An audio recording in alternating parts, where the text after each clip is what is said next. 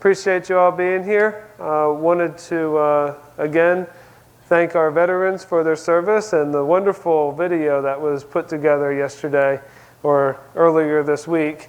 Pam and Elizabeth and everybody that was a part of it, the interviews. I mean, it was really touching and gets to the core of who we are as an American. So thank you very much for your service and for recognizing those who have committed their lives to the service of our country and the protection of our Constitution.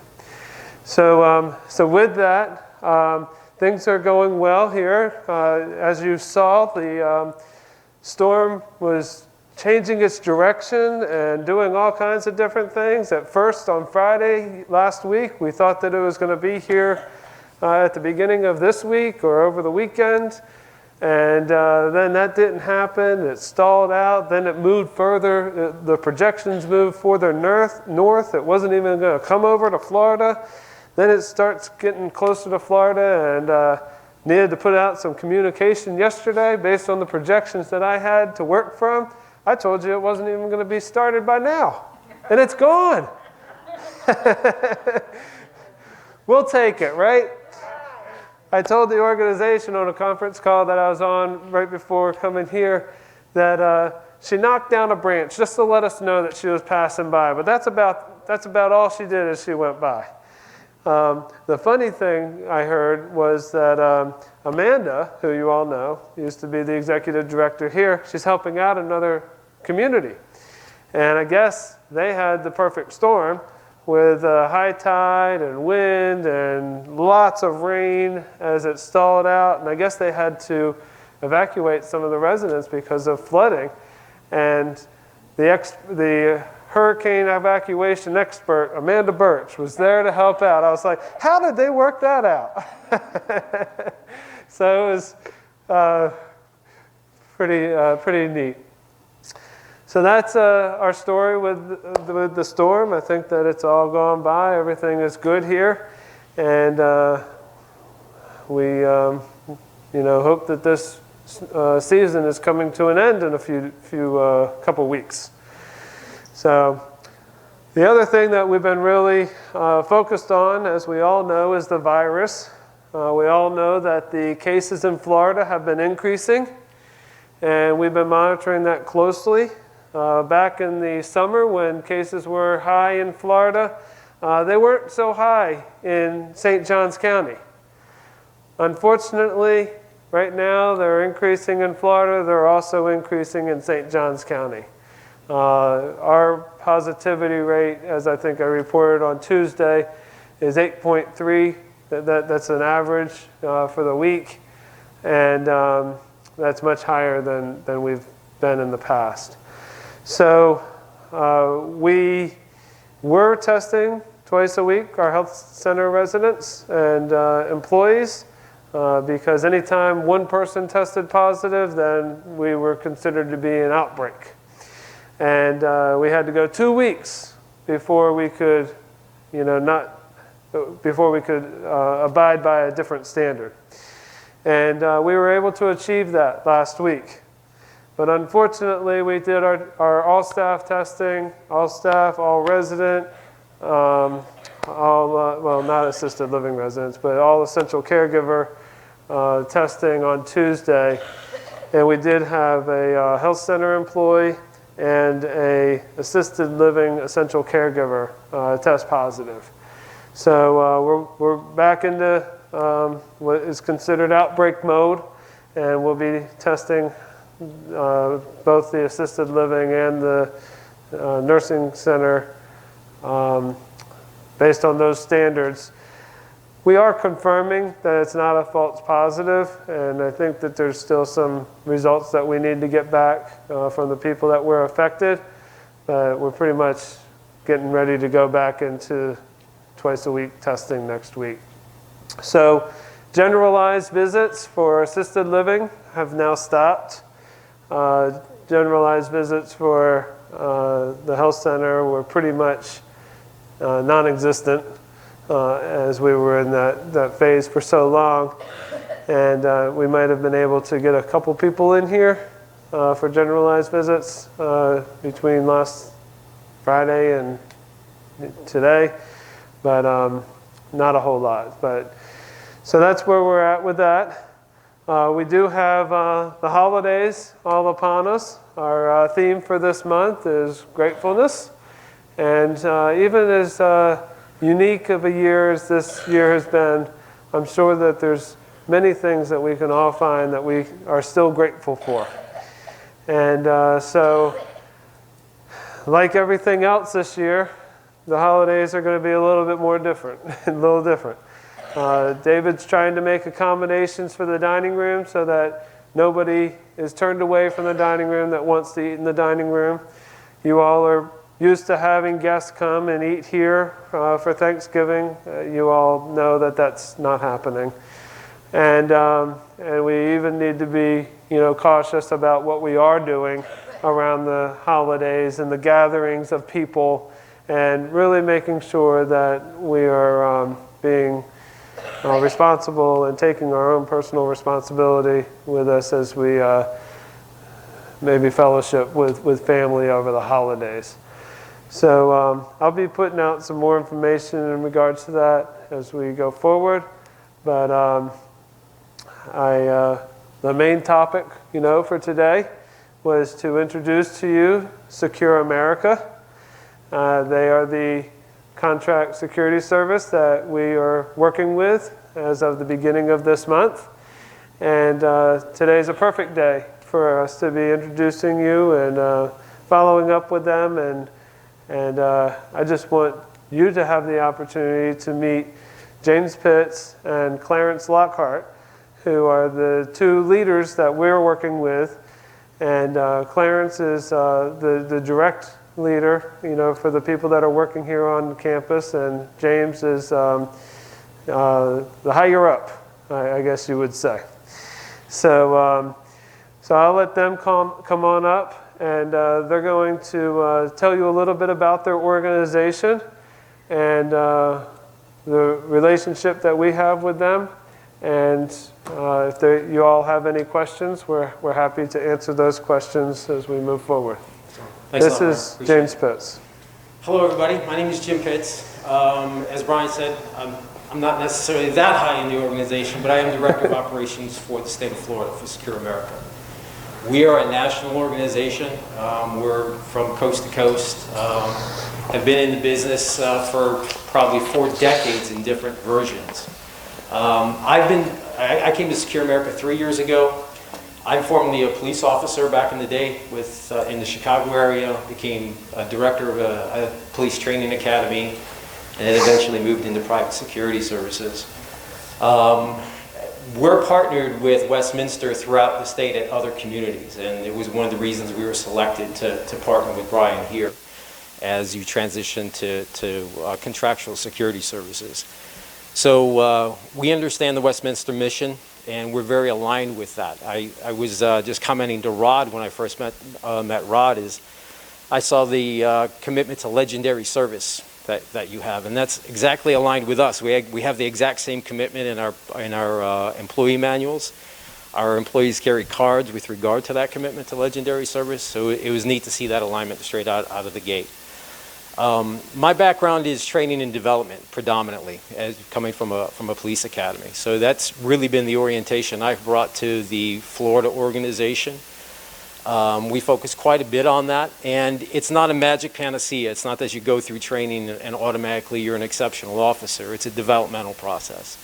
So I think you'll see us going through that in our initial probably 30, 60 days here, where we're identifying the right person. We do a good job of that in our screening processes. We've got extensive background screening and very tough interview processes that officers go through. Obviously, they've got their licensing requirements and whatnot. But most importantly to us is that the officers are properly aligned with the community and that they understand the needs of the community, the goals of the community.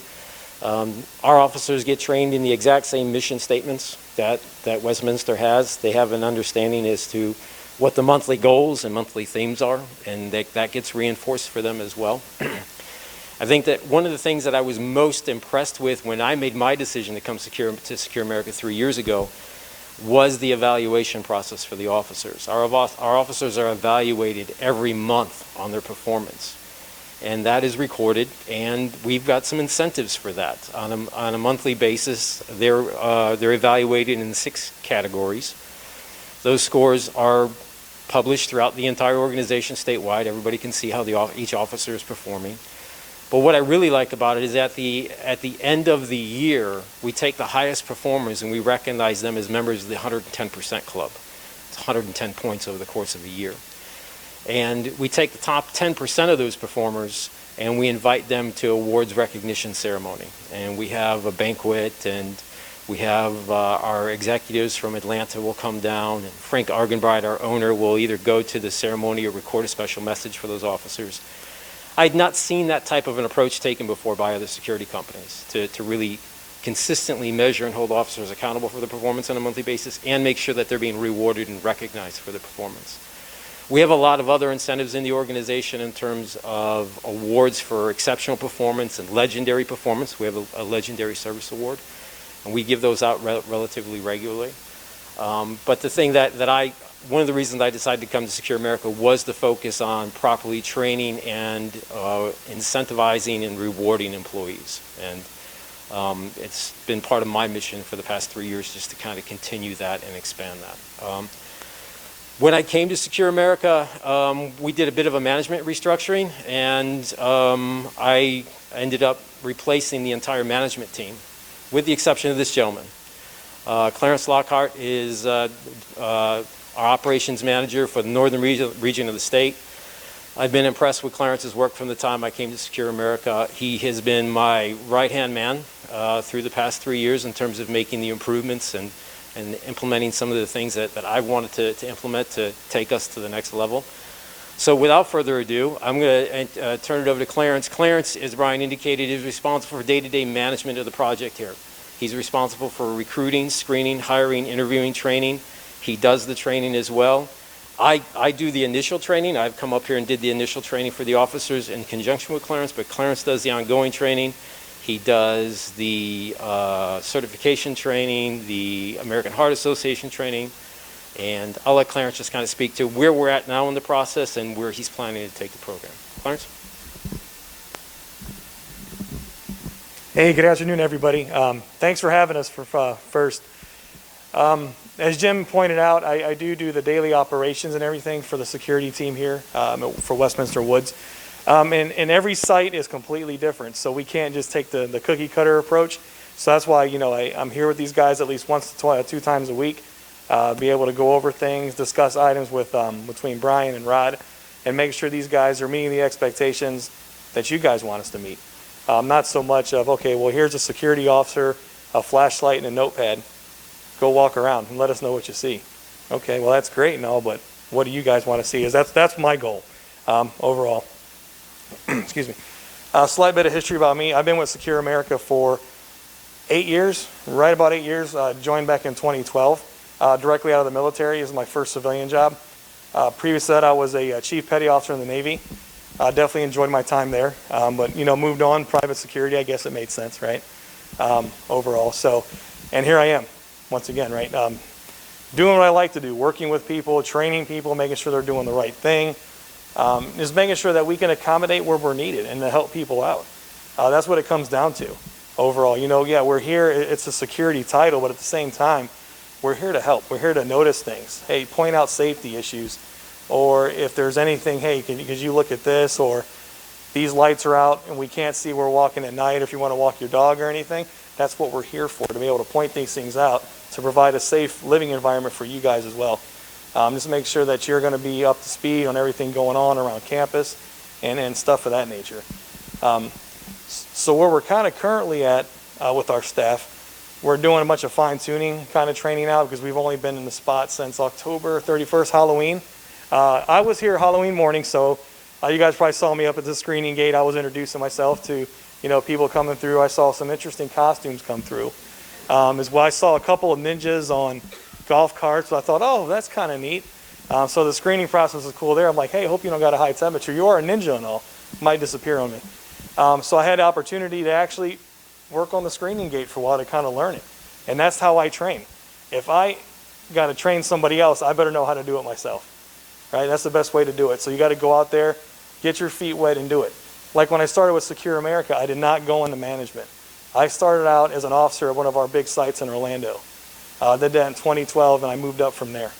So it's a matter, once you learn how to do it and you train your replacement, it helps out, right? Overall, so we're in a training kind of phase with these guys to fine-tune everything. I am planning on coming back out Tuesday and doing, I told Marcus, you guys all familiar with Marcus in maintenance, to train me like he's hiring me to be part of the maintenance staff. Let me know what you want us to do there. And just like I'm the newbie. I'm not the security manager. I'm a brand new guy you just hired. So that's the approach we're going to take. And I think it'll be effective. I've done it in the past with multiple accounts. So as far as any follow-on certifications, I'm also able to teach our guys whether they want to go BLS, which is American Heart, which that's the same training that you'll see nurses and medical staff go through, or we can also teach the ASHE program, which is CPR, AED, and first aid. So we can go either direction there depending on the type of training we want our officers to have.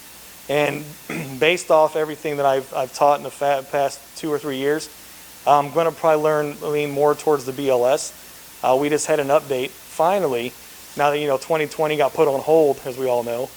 We finally got the new information for 2020, so over the next several weeks, these guys are going to get that new refresher training to have them updated into the CPR, AED, BLS cycle for 2020 on that. So overall, like I said, thanks for having us out here.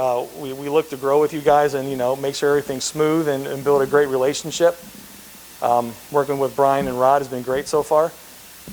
And that's really all I got right now. So.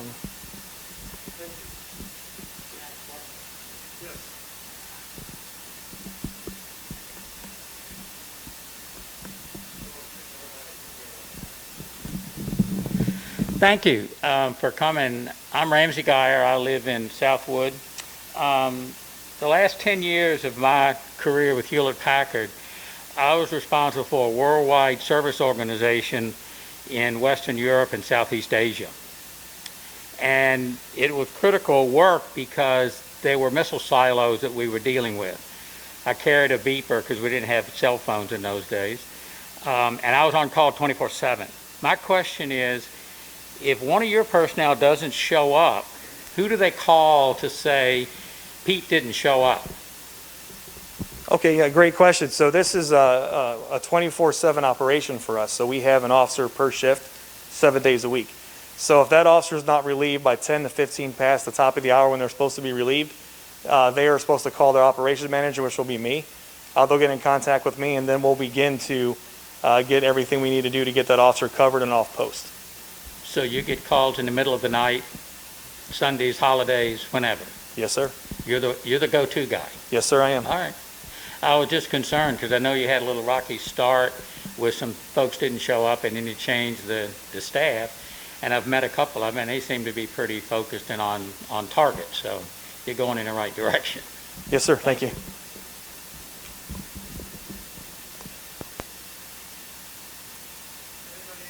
Have any questions for Secure America or for me? You can come on up. Thanks, Robert. I'm Robert Thomas, and I live in Southwood as well. Here's my question. What I want to know is that if I live alone, if I pull the emergency cord in my apartment and you come there, what are you going to do? Okay, great question. So when we do show up, we get the alarm, we'll go to your residence. First thing we do, we will enter obviously get permission to enter, come in the building, obviously it's an emergency. Depending what the emergency is, probably end up calling 911, depending what's going on. We always will check for vitals to see if we can actually talk to you so you can let us know what's going on, but the initial response would be to call 911. Yes, sir. Okay. 911 shows up. Am I still? Yep. 911 shows up, and I'm no longer able to tell you what I want. I'm either unconscious or whatever. They transport me. What are you going to do then?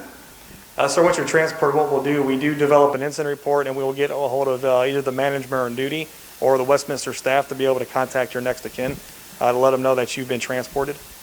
And that would happen immediately? Yes, sir. All right. The other part of my question has to do with, we have in our units in independent living, at least, we have a package of materials that mine say where I want to be taken to an emergency room. They have the information about my doctors, my drugs, my next of kin, and so forth. What's going to happen with that material? That would be something we would have to work out with the Westminster staff to find out if they're going to have an individual doing that, or we're going to be able to pass that information to the medical staff transporting you.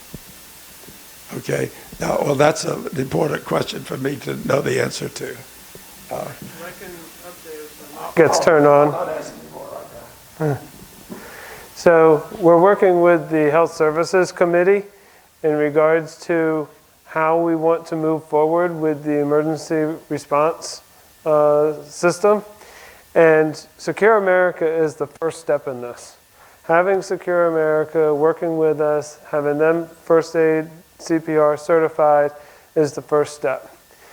And the other thing that we've put a lot of reliance on in the past, but has been inconsistently maintained across the campus, are those yellow cards. Some people have said they never got yellow cards. Some people didn't fill them out. Some people do fill them out. Secure America guards are going to be reliant on whatever information you're providing to help EMS with attending to your needs, whatever they might be. So there's a subcommittee of the Health Service Committee that has put together a new proposal of what are we going to do with these yellow cards, and they've provided new sheets that would be completed by the residents. I have reviewed that. Marilyn has reviewed it. We are endorsing it. We are very appreciative and grateful for the attention and how thorough this subcommittee was in getting this information. But one of those pieces that's in there, and one of the things that Robert just talked about, is contacting family members or emergency contacts. If you don't tell us to contact somebody, we may not. We're going to be dependent on you giving us information that you want this person contacted. Some people, you might think that everybody wants to have a family member contacted, but there's a lot of different reasons that you might go to the hospital. And some people say, no, don't call anybody. So we don't know what everybody's wishes are. And so we need to be dependent on you all, or we're relying on you all giving us the direction on what we're supposed to do. If there's a pet that needs to be cared for, or a spouse that needs more attention, maybe you're the well spouse and you end up going to the hospital, what's going to happen when you go to the hospital? And we need to know if there's somebody that needs to be called to take care of the spouse or the pet while you're in the hospital. If you don't have those arrangements, we will be calling a next of kin or emergency contact that we have, because those are important safety issues as well that need to be attended to. Did you have a question, Cookie?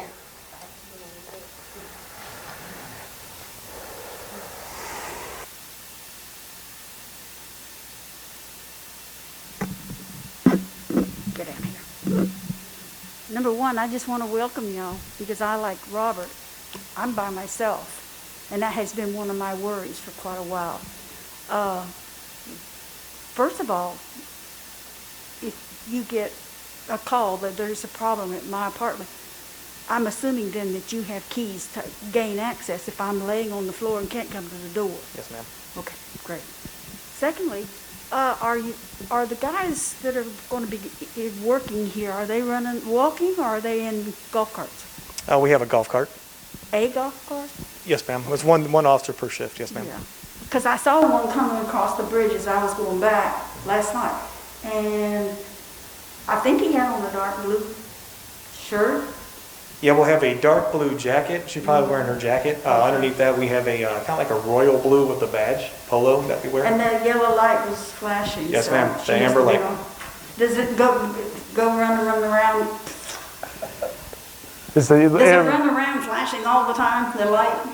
Well, when we're on patrol, yes, ma'am, we need to have that beacon, just so, one, for visibility, because it does get really dark out here, which I didn't It notice does. until, Westminster Woods definitely lives up to the name.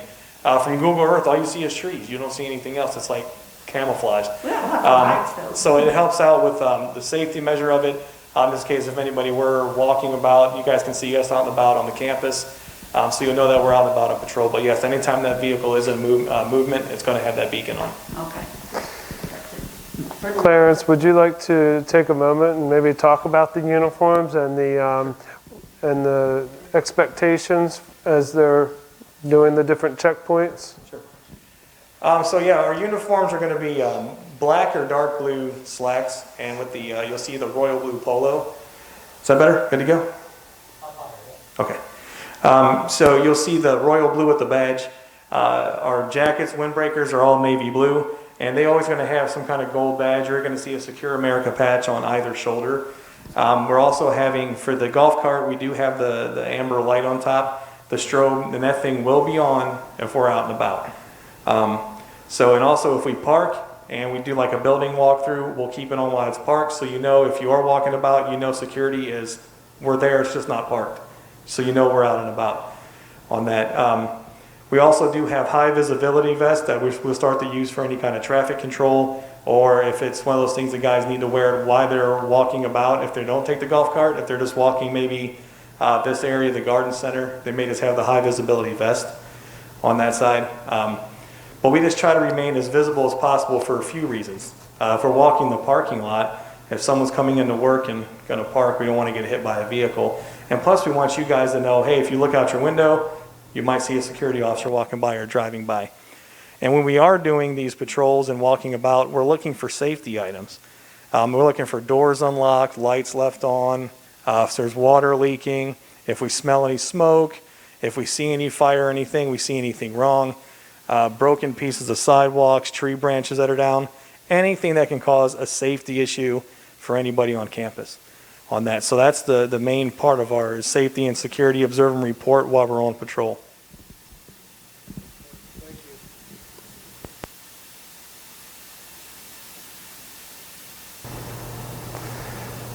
It also provides guidance for the guards to be able to get through all of the campus. It establishes the expectations of where they need to be to make sure that they're ensuring the safety and security for our campus.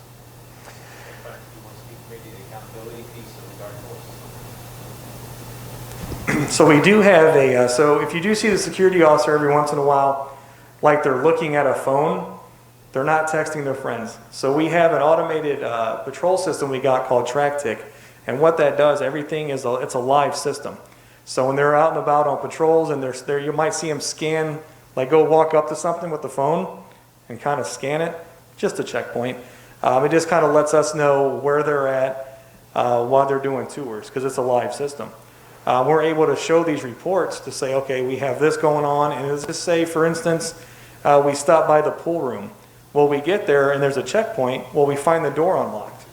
Maybe there's a problem with the lock. So that gives us the opportunity to right then and there take a picture of this door, say it's unlocked, send the report immediately. I get the report, Rod Jordan gets the report, so that report goes out as soon as it happens. It's not like, well, we'll turn this over in the morning. It's a live system. It goes out right then and there. That allows us to also put electronic copies of any kind of notes, messages, anything the officers may need to know for that shift, post orders, anything is right there at their fingertips the entire time. So they don't have to worry about going to find a paper book somewhere, or they left it back at the maintenance office. It's right there on the phone. So that's a bit of technology that we use to make us more mobile, just so we can always have that information with us. Okay. Is there a number associated, what number would you call? For the security number, that has not changed. The number that was previous, I don't know off the top of my head just yet, but give me about a week and I'll have it definitely memorized. It's the same number. We are able to, Brian and his staff were able to upgrade the phone for our technology system, so there was no interruption in any kind of phone numbers. So it's the exact same one you guys would call previously if you had a maintenance issue or something of that nature. Yeah, we wanted to make sure that it remained as consistent as possible for all of you with the transition of this service. So we wanted to keep the number the same and as much of what we're doing the same. So I didn't feel like I was on. Okay, any other questions, Robert?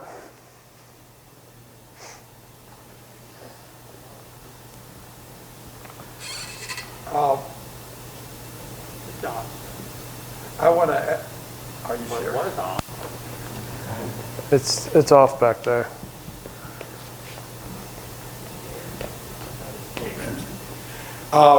This one is for Brian, and I don't know whether, I don't want to take up time with the security people if you're going to have questions later, but it's, what I want to know is the security people come, the EMTs are called, I'm transported, they call the person who's our manager for that time.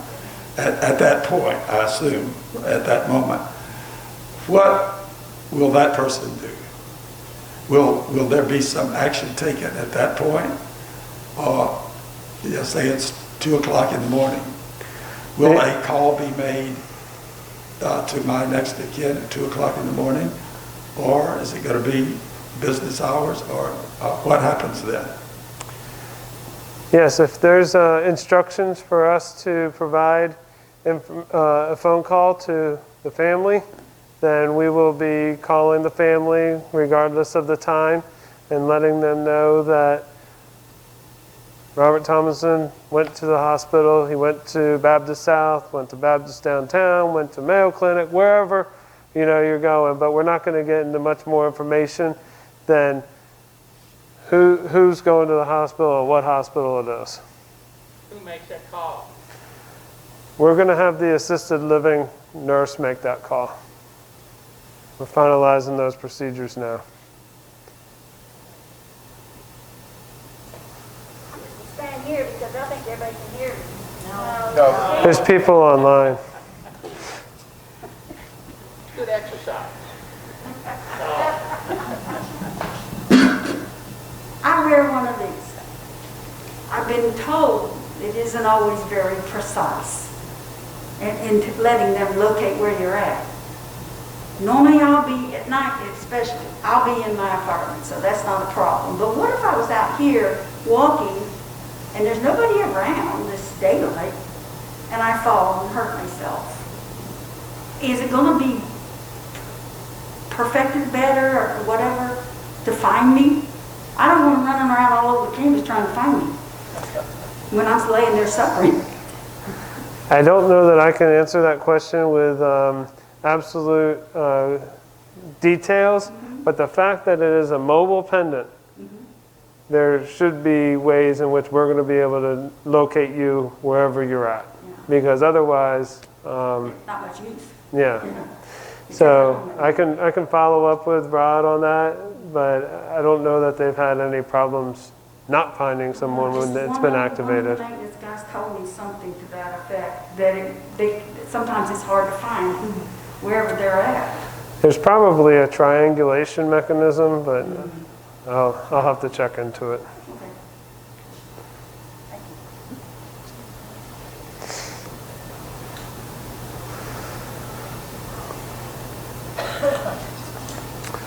you. Okay.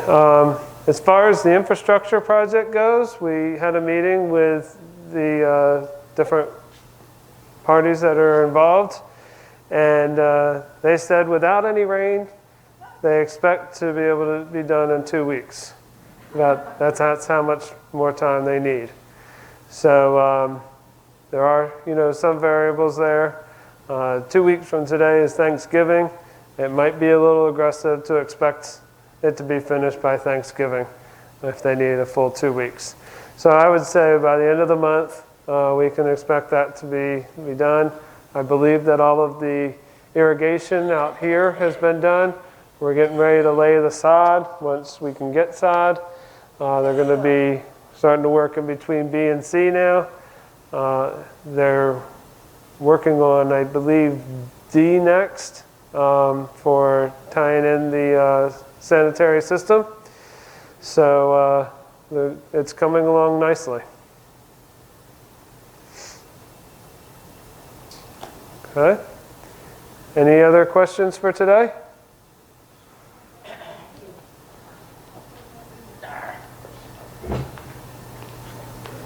I know you get. Hello? I know you're getting tired of hearing this, but has there been any update on the assistant for Cynthia or case manager, the two positions you were looking at?